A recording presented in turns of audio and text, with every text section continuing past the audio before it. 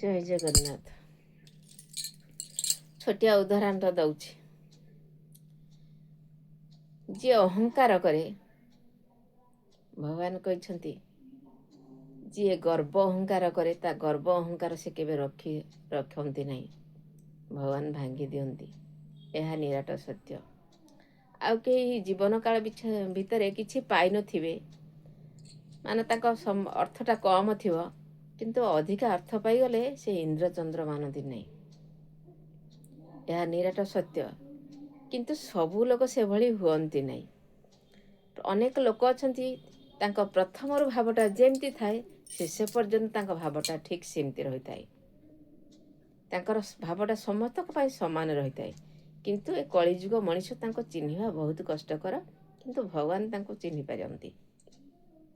ଏହା ନିରାଟ ସତ୍ୟ। ଆଉ ଗୋଟେ ରହିଲା ଧନ। ଧନଠାରୁ ସବୁଠାରୁ ବଡ଼ ଜିନିଷ କ'ଣ ଜାଣିଛନ୍ତି? ମନ। ଆପଣ ଧନକୁ ଯେତିକି ଭଲ ପାଉଛନ୍ତି ସେତିକି ରୋଗର ଶିକାର ହେଉଛନ୍ତି, ଅକାଳେ ମୃତ୍ୟୁବରଣ କରୁଛନ୍ତି।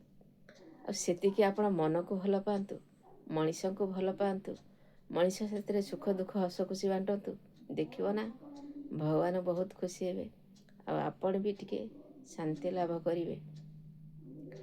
ଆଉ ଗୋଟେ ଜିନିଷ, ଆମେ ଯାହାକୁ ଭେଟିଥବୁ କିଛି ବହୁତ ବର୍ଷ ବିତିଗଲା ପରେ ସେ ଲୋକଠୁ ବିଚ୍ଛେଦ ହେଇଯାଇଥିବ, ହଠାତ୍ ସେ ଲୋକକୁ ଯଦି ଆମେ ଭେଟିବୁ ତାହେଲେ ତାଙ୍କୁ ଅଣଦେଖା କରିବୁ ନା, କେବେ ତାଙ୍କୁ ଅଣଦେଖା କରନ୍ତୁ ନାହିଁ।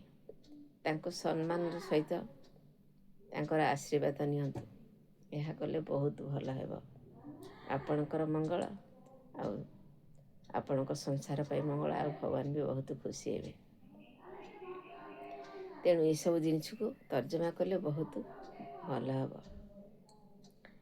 କିଛି ଲୋକ ଥାଆନ୍ତି ଧନକୁ ନେଇ ଯେ ଅହଙ୍କାର କରନ୍ତି ନା, ମଣିଷ ଭାବନ୍ତି, କିନ୍ତୁ ଅହଙ୍କାରୀ ଲୋକକୁ ଚିହ୍ନି ପାରିବ ନାହିଁ।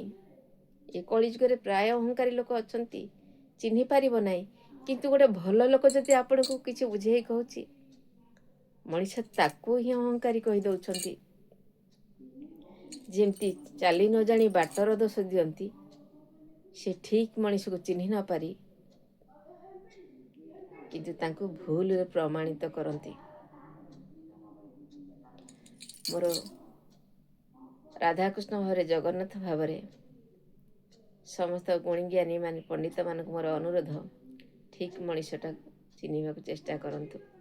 ଆଉ ରାଗ କାହା ଉପରେ ରାଗ ଅଶାନ୍ତି କରନ୍ତୁ ନାହିଁ, ତାଙ୍କୁ ବୁଝାଇ ଦିଅନ୍ତୁ।